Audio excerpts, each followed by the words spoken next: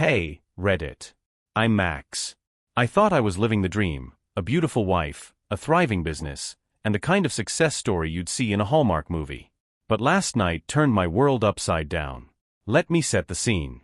I was in New York, closing the biggest deal of my career, a multi-million-dollar contract that was going to change everything.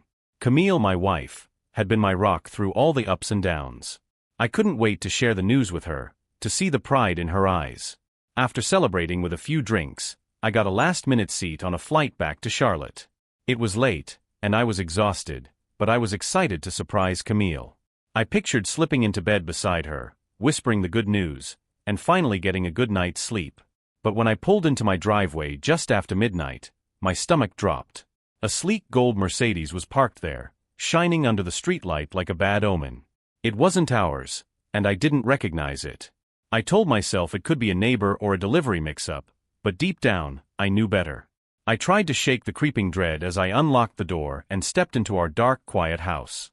Camille usually left a light on for me, but not tonight. The air felt different, heavy.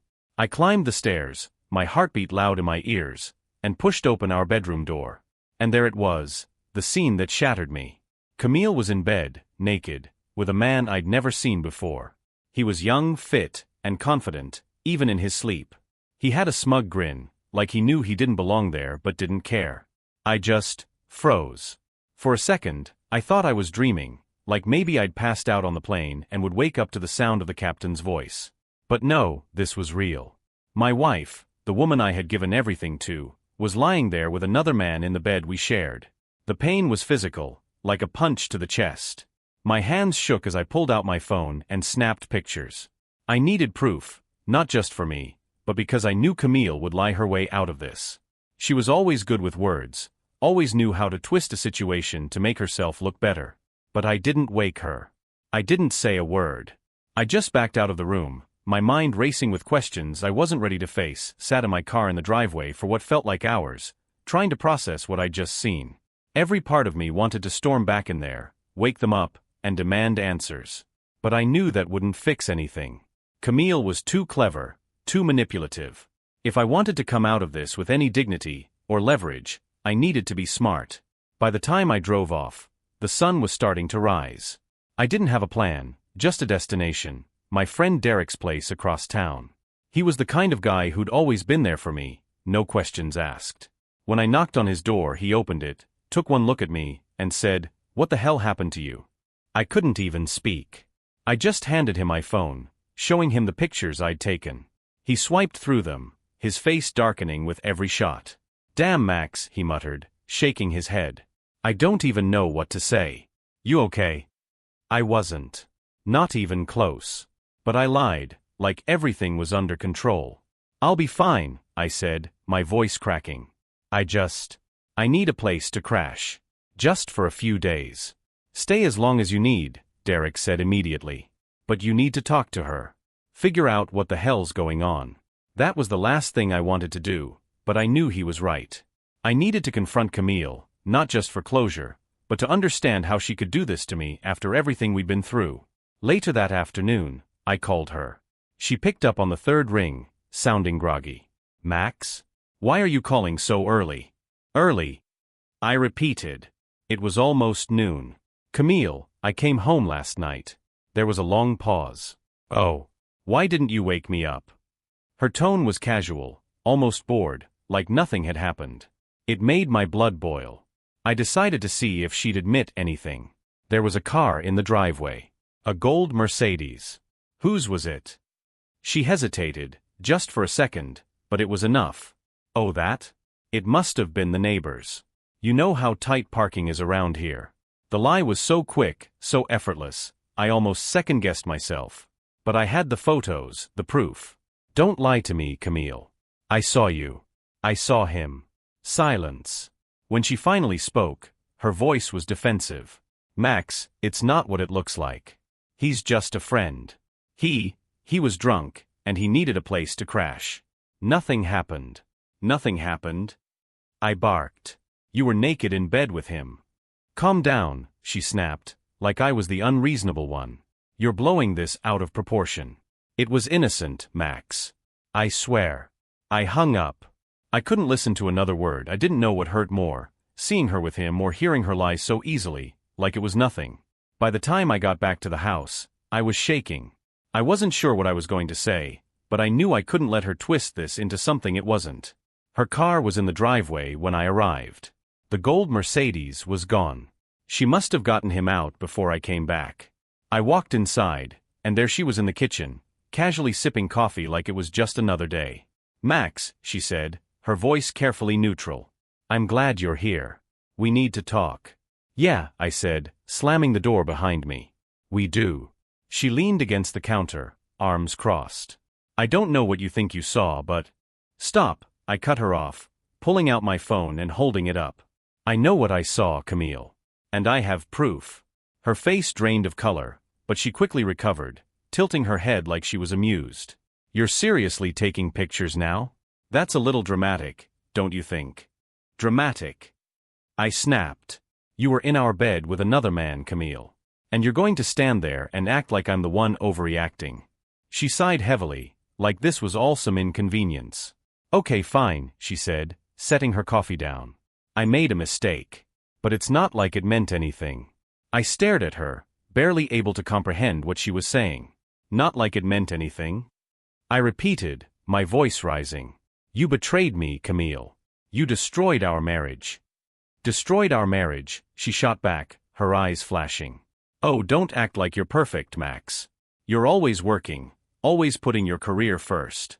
I've felt alone for years, and you never even noticed." Her words hit like a slap. "So this is my fault now?" I asked, incredulous. "You felt neglected, so you decided to sleep with some stranger in our bed?" "He's not a stranger," she muttered under her breath. That stopped me cold. "Excuse me." She hesitated, then looked up at me, defiant. "His name is Brandon. We've been seeing each other for a few months." I felt like the floor had been ripped out from under me. "Months," I echoed. "How long, Camille? How long have you been lying to me?" "Don't do this," she said, her voice softening. "I didn't want you to find out like this. I was going to tell you." "Spare me," I said, my voice shaking with anger. "You weren't going to tell me anything. You were just going to keep lying, weren't you?" She opened her mouth to respond, but I didn't want to hear it. "You know what? Save your excuses. I'm done." I turned and walked out of the house, slamming the door behind me. When I left the house, I didn't have a destination, just the overwhelming need to get away from her. My mind was racing, the same questions looping over and over. How long had this been going on? Was it my fault? What was I supposed to do now? I drove aimlessly for a while before pulling into a parking lot at a park I used to visit. It was quiet, almost peaceful, but my thoughts were anything but. I sat there, staring at my hands gripping the steering wheel, and the reality of the situation hit me all over again. My marriage was a lie. After a while, I called Derek. "Max," he answered. "What happened?" I confronted her, I said, my voice hoarse. And she admitted it," I said flatly.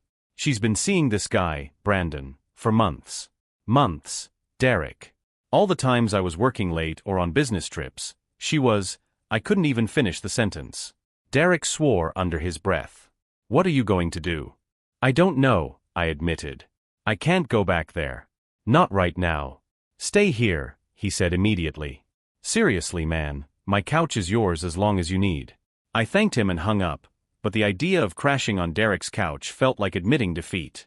I didn't want to be the guy who got kicked out of his own house because his wife couldn't stay faithful. That's when my phone buzzed. It was Camille. I hesitated, but curiosity got the better of me. Her text read, "Please come home so we can talk about this. We can fix it, Mac." Fix it? How could she even suggest that after what she'd done? But I wasn't ready to cut ties completely, not yet. I needed answers. Against my better judgment, I drove back to the house. When I walked in, Camille was sitting on the couch, looking like she'd rehearsed what she was going to say. "Max," she began, her voice soft. "I know I hurt you, but you have to understand." "Understand what?" I interrupted. "That you've been lying to me for months? That every time you said you loved me, it was a joke?" "I do love you," she insisted, her eyes wide. "I know I messed up, but we can get past this. We can go to counseling. Counseling? I laughed bitterly. You really think talking to some therapist is going to erase the fact that you brought another man into our bed? Her face crumpled, and for a moment, I almost felt sorry for her. Almost. I don't want to lose you, she said, tears streaming down her face. Please, Max. We can work through this. I looked at her, the woman I thought I knew better than anyone, and realized I didn't recognize her at all. I don't know if I can ever trust you again, I said quietly. She didn't respond, just sat there crying. I stood in the silence for a moment before heading upstairs to pack a bag. As I grabbed my clothes, I glanced at the bed, the same one I'd found her in with Brandon, and felt a fresh wave of disgust. This wasn't my home anymore. When I walked out with my bag slung over my shoulder, Camille was still on the couch, her face buried in her hands. I'll be back for the rest of my stuff, I said, my voice cold. Then I walked out, not knowing what came next, only that I couldn't stay. The next few days were a blur. I stayed at Derek's place, crashing on his couch while I tried to figure out my next move. He kept asking if I wanted to talk, but honestly, I didn't know what to say. Every time I closed my eyes, I saw Camille and that smug idiot in my bed. By the third day, I decided I needed more than just space. I needed clarity. I wanted to know how deep this betrayal went. That's when I remembered something. Camille always kept her laptop in the home office, claiming it was where she managed the household budget and her freelance work. If she'd been sneaking around, there might be evidence on it. The thought of going back to the house churned my stomach, but I couldn't let this go. I called Camille. "What do you want, Max?" she asked when she picked up, her tone a mix of anger and desperation. "I need to pick up some of my things," I said flatly. "I'll be there in an hour." She started to argue, but I hung up. I wasn't in the mood for more of her games. When I arrived, she opened the door, looking like she hadn't slept. "Max, can we talk?" "No," I said, brushing past her. "I'm just here for my stuff." I headed straight for the office, ignoring her protests. The laptop was on the desk, just like I remembered. I flipped it open, and when the password screen came up, I didn't hesitate. I knew her usual password, the date of our wedding anniversary. It worked. "What are you doing?" she demanded, appearing in the doorway. "Getting answers," I said, my voice calm but icy. Her face went pale, and she lunged for the laptop. "You can't just invade my privacy." I pushed her hand away. "Privacy? Really? That's rich coming from you." I clicked through her emails first. At first, there was nothing, just the usual spam and work-related messages. But then I found a folder labeled Personal. Inside were dozens of emails between her and Brandon. As I read through them, my stomach churned. They weren't just about logistics for their meetups. They were full of inside jokes, flirtations, and declarations of affection. One email stood out. "I hate sneaking around, but I can't stop. He doesn't make me feel alive the way you do." I turned the screen toward her. "Care to explain this?" Her lip quivered. "Max, please. It's not what it looks like." I slammed the laptop shut. "Stop saying that. It's exactly what it looks like. You didn't just cheat, Camille, you fell for him." She started crying, but I couldn't tell if it was out of guilt or because she'd been caught. "I didn't mean for this to happen," she sobbed. It got out of hand." "That's your excuse?" I said, my voice shaking with anger. "You didn't mean for it to happen? You had a choice, Camille. Every time you texted him, every time you met him, you chose this." She didn't respond, just stood there sobbing. I grabbed my bag and the laptop. "I'm done listening to your lies.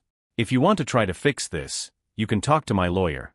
Leaving the house felt like ripping off a bandage, but the pain lingered. I drove straight to a hotel, needing space to think. As much as I wanted to believe I could just walk away, I knew I couldn't. We were tied together, our finances, the house, and years of shared life. The next morning, I called a divorce attorney. Her name was Sylvia, and she came highly recommended by Derek, who'd gone through his own messy split a few years ago.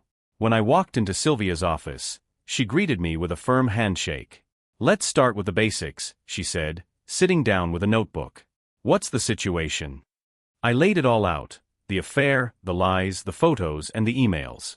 As I spoke, her expression didn't change, but I could tell she was already forming a plan. "You've got a strong case for infidelity," she said when I finished. "That'll give you leverage in a divorce." But we need to talk about the financials and the house. The house is in both our names, I explained. But I've been the one paying the mortgage. That works in your favor, she said. We'll push for you to keep the house. Do you have access to your joint accounts? I hesitated. Not yet. But I have her laptop. There might be something on there. She raised an eyebrow.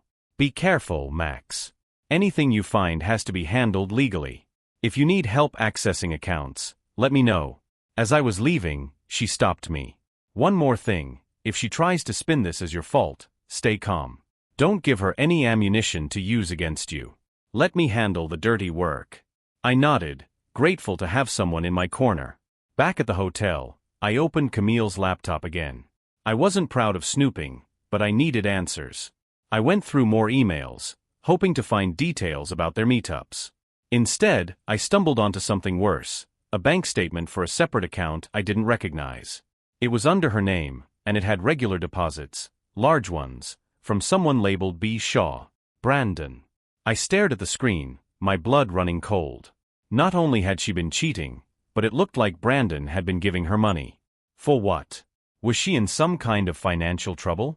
Or worse, was this some twisted arrangement between them? I called Sylvia immediately. I found something, I said, explaining the bank account. She sighed. This complicates things. We'll need to subpoena her financial records to find out where that money's coming from. Do not confront her about this yet. Let me handle it. I agreed, but the discovery left me reeling.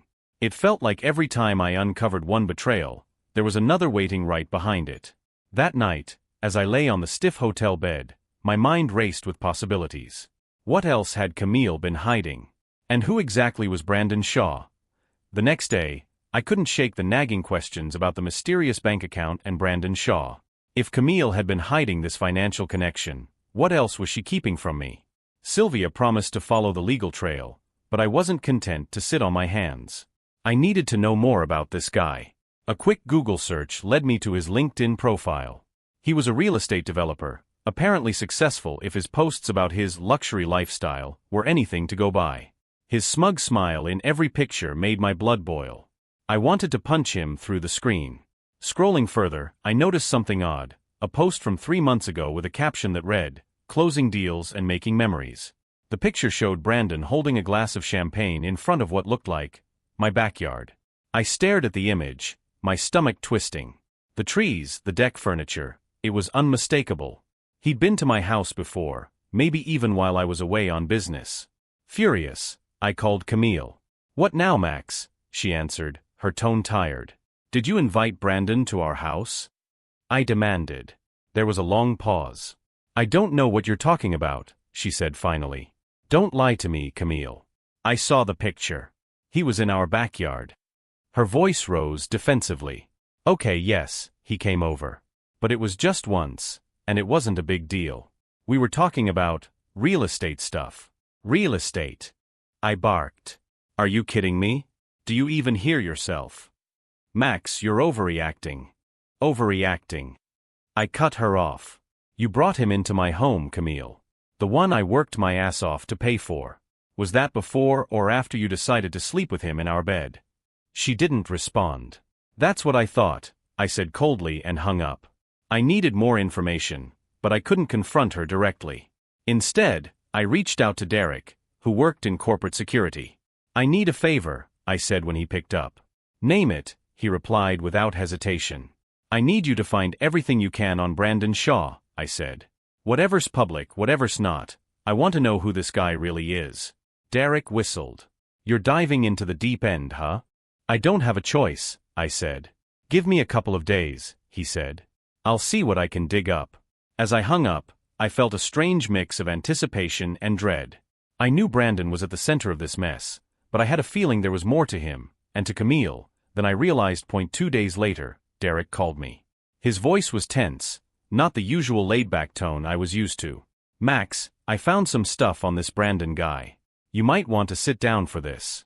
I sank into the hotel chair, gripping my phone. "What is it?" "So Brandon Shaw is more than just a real estate developer. He's got a history of shady business dealings, shell companies, tax evasion, lawsuits. The guy's been sued by former business partners for fraud, and a few of his deals have collapsed under suspicious circumstances.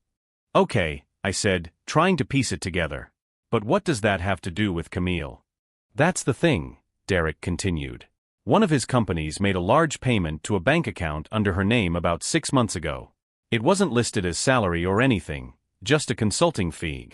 My stomach dropped. Consulting? Camille doesn't do consulting. What was it for? Hard to say, Derek admitted. But based on his track record, it doesn't look good. Brandon's known for using people to launder money or hide assets. I hate to say it, but Camille might be wrapped up in something illegal. I sat there, stunned. You think she's involved in his schemes? I'm saying it's possible, Derek said. But there's more. He's had multiple affairs, women who've come forward claiming he used them, promised them things, then disappeared when it got messy. Your wife's not the first. The room felt like it was closing in around me. Camille wasn't just having an affair, she was tangled up with a con artist. What do I do? I asked, my voice barely above a whisper. For now, let your lawyer handle it, Derek said. And be careful, Max. This guy's not just some random homewrecker. He plays dirty. After he hung up, I called Sylvia and told her everything Derek had found. She was quiet for a moment, then said, "This changes things. If Camille is tied to Brandon's financial activities, it could impact your divorce and your assets. We need to act fast." "What about the house?" I asked. "If Brandon's been to your home, we need to prove it. That could strengthen your case for keeping it and protect you from any liability if he's using it for something shady," she said. Her words hit me like a punch. Liability. Could I end up paying for Camille's mistakes? That evening, I decided to go back to the house. I needed to see it for myself, to check for anything Brandon might have left behind. Camille wasn't home when I arrived, which made it easier to look around. In the bedroom, everything looked normal, but something about the closet felt off. I pushed aside Camille's dresses and found a small lockbox on the floor. I didn't remember seeing it before. The lock was simple, and I managed to pop it open. Inside were papers, bank statements, receipts, and a USB drive. My heart pounded as I scanned the documents. One receipt stood out, a hotel booking for Brandon Shaw, paid with Camille's credit card. I pocketed the USB drive and the receipt, leaving the rest behind. This was all the proof I needed. Proof she wasn't just cheating but actively hiding things. As I left the house, I couldn't shake the feeling that I was only scratching the surface of this mess back at the hotel. I sat at the tiny desk, staring at the USB drive like it might explode. I knew it could hold answers, but I wasn't sure I was ready for them. Finally, I plugged it into my laptop and opened the files. There were folders labeled Finances, Travel, and one ominously titled Brandon. I clicked on Brandon first. Inside were scanned documents, screenshots of messages, and photos. Most of it confirmed what I already knew: texts between him and Camille, pictures of them at hotels, even a selfie of the two of them in what looked like my living room. But one document stopped me cold. It was a notarized agreement between Brandon and Camille. The title read, Property Transfer Agreement. I skimmed through it, my hands shaking. The document stated that Camille had agreed to sell part of our land to one of Brandon's shell companies. The payment? A fraction of what it was worth. This wasn't just an affair. She was actively helping him scam me out of our property.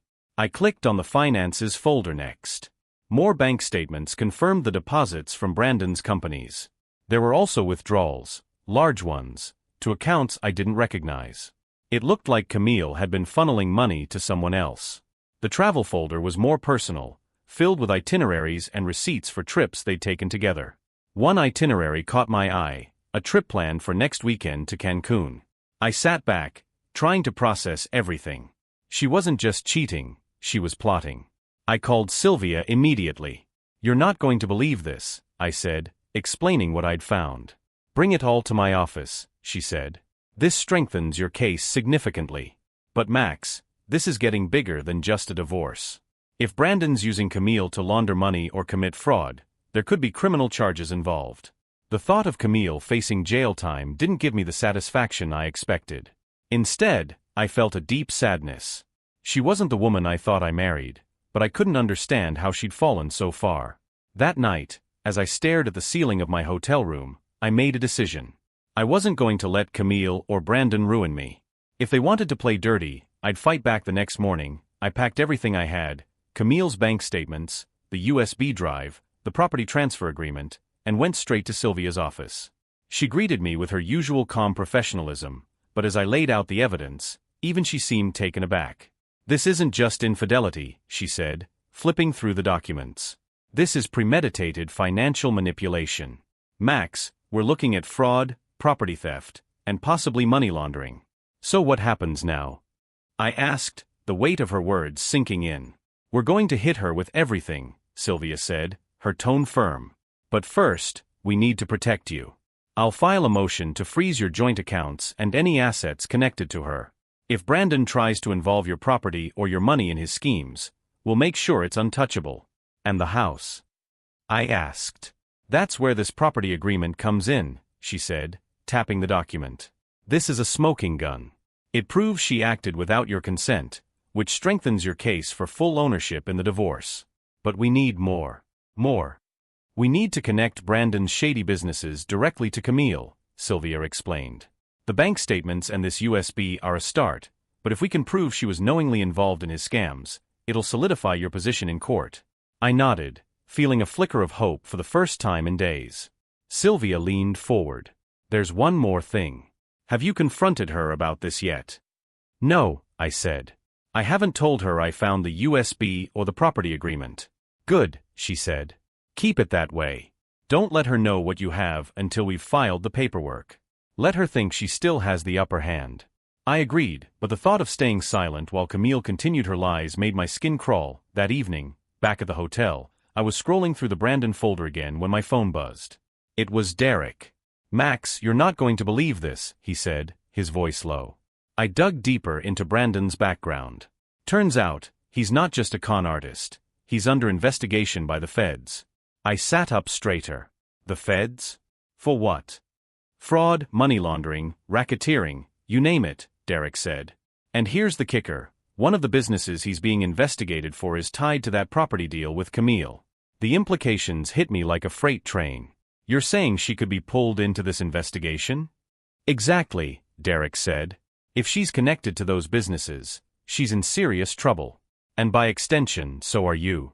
Before I could respond, there was a knock at the door. "Hang on," I told Derek, walking to the door. I peeked through the peephole and froze. It was Camille. "Max, I know you're in there," she called, her voice muffled. "Please just let me talk to you." I opened the door a crack, keeping the chain on. "What do you want, Camille?" Her face was tear-streaked, but her expression was defiant. "We need to talk. This has gone too far." "Too far?" I echoed, anger bubbling up. "You mean you've gone too far? Bringing Brandon into our lives, lying, stealing, what else haven't you told me?" She flinched but quickly recovered. "You don't understand," she said, her voice desperate. "Brandon promised me it was just business. He said the property deal would help us financially." "Don't insult me, Camille," I snapped. "You didn't even tell me about the deal. You went behind my back. And now you want me to believe it was all for us." Her composure cracked, and she started sobbing. "I didn't know it would get this bad. I didn't know about the investigation or the other women. I thought he cared about me."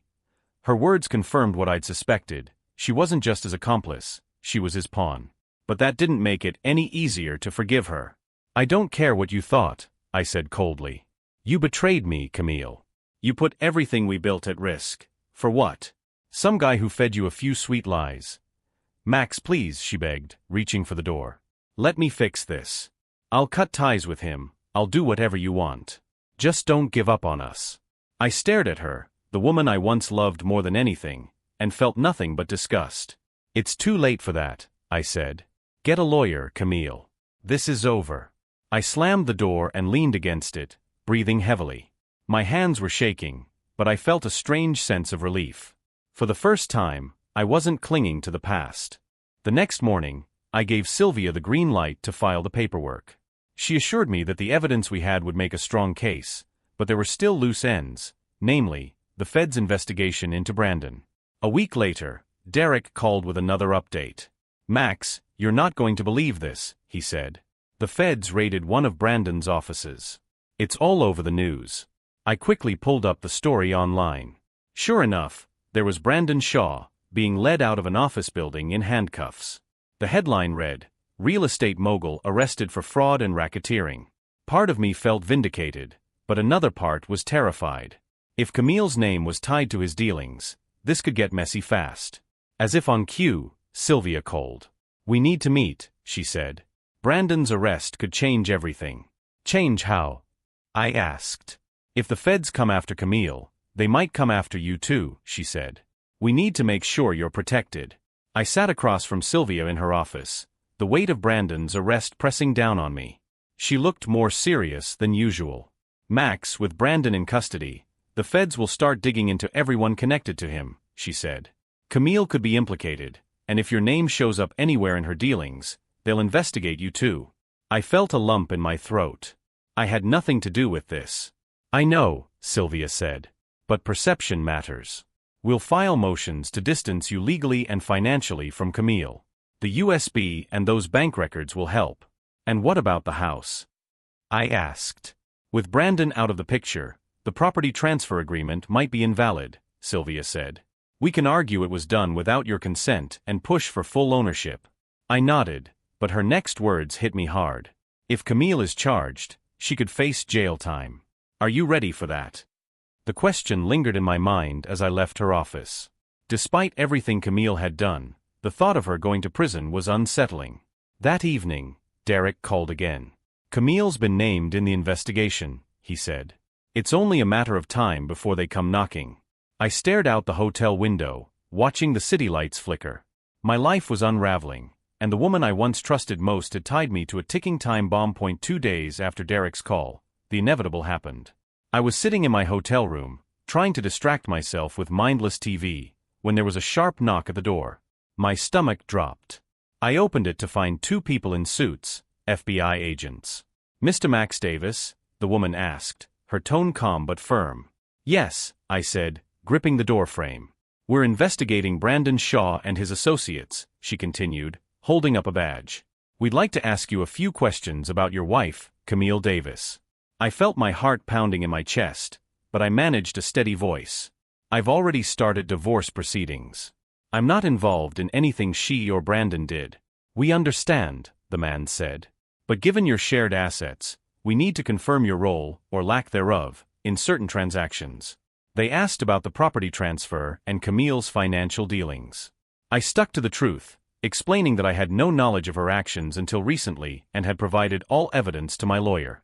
The woman nodded, her expression neutral. "We may need to follow up. If you recall anything else, contact us directly." She handed me a card. When they left, I sank onto the bed, my hands trembling. Even though I was innocent, the sheer weight of being involved, however indirectly, was suffocating. I called Sylvia immediately. "The feds just questioned me," I said. "Stay calm," she replied. "You've done everything right. Just let them do their job, and we'll keep building your case. This only strengthens your position in the divorce." But no reassurance could erase the fear in the pit of my stomach. Camille's choices had dragged me into a nightmare, and now all I could do was wait for the fallout. The day after the FBI visit, Camille called me. I stared at her name on the screen for a long moment before finally answering. "What do you want?" I asked, my voice cold. "Max, please, I need your help," she said, her voice trembling. "The feds came to the house. They're accusing me of things I didn't do. They're saying I knew about Brandon's schemes, but I didn't, I swear." Her words spilled out in a frantic rush, but I didn't feel pity, just anger. "What did you expect, Camille? You let him use you. You signed over our property without telling me. Do you think they'll just take your word for it now?" "Max, I made mistakes, but I didn't know it was illegal," she pleaded. "You know me. I'd never do something like this on purpose." I clenched my jaw, the weight of her betrayal heavy in my chest. "You knew enough to hide it from me," I said. "You made your choices, Camille. Now you have to deal with the consequences." "Please," she whispered, her voice breaking. "If you testify for me, tell them I wasn't involved." "Are you serious?" I interrupted, my voice rising. "You want me to lie for you after everything you've done?" "It's not lying," she cried. "It's the truth. I just need someone to believe me." "Find someone else," I said. "I'm done saving you." I hung up and immediately called Sylvia. She's panicking, I told her. She wants me to testify that she wasn't involved. Don't even think about it, Sylvia warned. If you protect her, you could implicate yourself. Let her face the consequences of her actions. For once, I didn't need convincing. Camille had burned every bridge between us, and I wasn't about to let her drag me down with her. After Camille's desperate call, I couldn't shake the anger and disbelief swirling in my head. Her nerve to ask for my help, after all the lies, after dragging me into this mess, it was almost laughable. But there was no humor in this situation. She wasn't just trying to save herself, she was trying to use me one last time. I spent the next few days focusing on damage control. Sylvia had filed motions to freeze our joint accounts and secure my assets, and she assured me that we were in a strong position. But the thought of Camille spiraling out of control made me uneasy. Then, out of nowhere, I received another call from Derek. "Max, there's been a development," he said. His tone was cautious, like he wasn't sure how I'd take it. "What now?" I asked, already bracing myself. "Camille showed up at my office today," he said. "What?" I barked, sitting up straight. "Why would she go to you?" "She was looking for you," Derek explained. "She begged me to convince you to meet with her. She said it was important, that she needed to talk to you in person." "Max, she looked like hell, like she hasn't slept in days." I rubbed my temples, trying to process. "What did you tell her?" "I told her to leave," Derek said. "But before she went, she said something strange. She claimed she had proof that Brandon manipulated her and that she could clear her name, and yours. That stopped me cold." "Proof? Did she say what it was?" "No, just that she needed to see you," Derek said. I didn't believe her, but I thought you should know. I didn't want to meet with Camille. She'd lied too many times, and I wasn't ready to hear more excuses. But if she really had proof, it could be the key to closing this chapter for good. Against my better judgment, I agreed to meet her at a neutral location, a coffee shop on the edge of town. When I walked in, Camille was already there, sitting in the corner with a scarf wrapped tightly around her neck, her hands clutching a mug like it was the only thing keeping her grounded. She looked up as I approached, her eyes red and swollen. "Thank you for coming," she said quietly. "Let's make this quick," I said, sitting down across from her. Camille reached into her bag and pulled out a small envelope. She slid it across the table. "This is everything," she said. "Emails, texts, even a recording. It proves that Brandon used me. He made me believe the property deal was legitimate. He manipulated me, Max. I swear, I didn't know what I was getting into." I opened the envelope and pulled out the documents. There were printed emails, screenshots of text exchanges, and a USB drive. As I skimmed through the papers, I saw messages from Brandon where he made promises of financial freedom, downplayed legal concerns, and even referenced me as an obstacle. One email stood out. "Don't worry about Max. By the time he figures this out, we'll both be in a better place." I clenched my jaw, the rage simmering just below the surface. "Why didn't you come to me when this started?" I asked, my voice low. Camille looked down at her mug, her hands trembling. "I was scared," she whispered. "Scared of losing you, scared of what Brandon would do if I backed out. He was so convincing, Max. He made me feel trapped." Her words might have carried more weight if I hadn't heard so many lies before. "And now that he's been arrested, you're ready to come clean?" I said bitterly. Tears welled up in her eyes. "I know I don't deserve your forgiveness, but I'm trying to make it right." I stared at her, searching for any trace of the woman I'd married. All I saw was a stranger, broken, desperate, and clinging to a shred of hope that she could salvage something from the wreckage. "Give this to the FBI, I said, sliding the envelope back to her. "Let them deal with it. I'm done." "Max, please," she pleaded, her voice breaking. "I don't know what to do. They're going to ruin me. I need your help." "You needed me months ago, Camille," I said, cutting her off. "But instead of coming to me, you chose him. Now you want me to save you from your own mess? No. I'm not your safety net anymore." She sobbed quietly, clutching the envelope like it was her lifeline. For a brief moment, I felt a pang of pity, but it was quickly overshadowed by the memory of her betrayal. I stood, ready to leave. "Take the proof to your lawyer or the FBI. Do whatever you need to. But don't contact me again. We're done." As I walked out, I felt a strange mix of relief and sadness. This was the final tie, the last thread connecting us. Whatever happened to Camille now was out of my hands. That night, I gave Sylvia a full update, including the documents Camille had shown me. She assured me that we were in the clear and that the information would likely speed up the investigation into Brandon. "You've done everything right, Max," she said. "Now it's just a matter of time." For the first time in weeks, I felt a sense of closure. Camille's choices had destroyed our marriage, but they didn't have to destroy me. As I lay in bed that night, I realized something. I wasn't angry anymore. I wasn't consumed by revenge or betrayal. I was ready to let go and start rebuilding my life. On my terms. Weeks passed, and the chaos that had consumed my life began to settle. Sylvia had done her job brilliantly, finalizing the divorce and ensuring that Camille's financial mess didn't touch me. The house was officially mine, and the courts recognized that the property transfer she tried to sneak past me was void. Brandon Shaw's arrest had made headlines, and Camille's name was inevitably dragged into the scandal. The FBI investigation confirmed that she had been a pawn in his schemes, but her ignorance didn't absolve her. Last I heard, she was negotiating a plea deal. I didn't ask for details. One morning, I drove back to the house, the place that had once felt like a sanctuary and later, like a battlefield. Standing on the front lawn, I realized it was time to make a decision: sell it and leave the past behind, or reclaim it and make it my own again. I chose the latter. Over the next few months, I slowly remodeled the house, room by room. I stripped the bedroom of every memory of Camille and Brandon. I painted the walls a fresh, calming blue, bought new furniture, and replaced the bed that had become a symbol of betrayal. Through it all, Derek was by my side, lending a hand with repairs and making sure I didn't dwell too much on the past. "You know," he said one day as we were repainting the kitchen, "this place looks better than it ever did." "Kind of like you." I laughed. "Yeah, well, it's amazing what getting rid of toxic people can do." He grinned. "What's next, Max? You've got the house, your freedom. What are you gonna do with it?" The question lingered in my mind long after he left. For so long, my life had revolved around Camille, my career, and building a future that was now gone. But that wasn't a bad thing. It was a blank slate. One evening, I found myself at a coffee shop downtown, the same one where I'd met Camille for what I thought would be the last time. This time, though, I wasn't there to look back. I was there to look forward. I struck up a conversation with the barista, a woman named Rachel who had an easy smile and a dry sense of humor.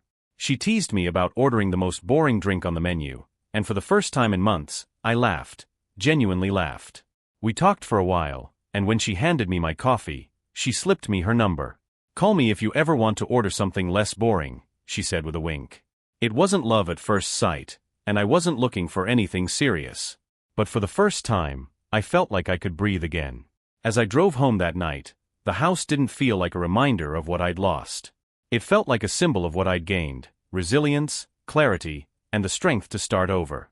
The betrayal had broken me, but it hadn't defined me.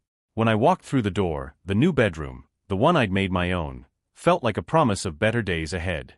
For the first time in what felt like forever, I was free. Thanks for reading, Reddit. If you're going through something similar, just know this: it gets better.